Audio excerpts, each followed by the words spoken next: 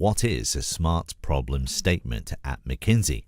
If the problem is not clearly defined and we're not looking at the right metrics, the project will surely go down the path of fixing the wrong things, causing much pain to the organization. Setting SMART problem definition means you can clarify your ideas, focus your efforts, use your time and resources productively, and increase your chances of achieving what you want. What does it mean for a problem statement to be SMART? It is an acronym for specific, measurable, action-orientated, relevant, and time-bound. SMART. A good problem statement encompasses all of those items. The real challenge of achieving this is to balance being thorough with being concise.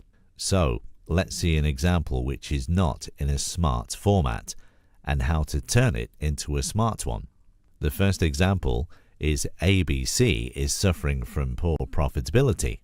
It is more like a statement of fact, and we are stating the obvious with the client, and this is not what we're paid for. How about should ABC improve its market share? If we define our problem in this way, that will make no impact for our engagement because it is not disputable.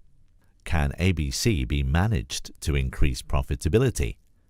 We believe this kind of problem statement is too general to guide our project in a meaningful way. Finally, let us define this problem in a SMART format.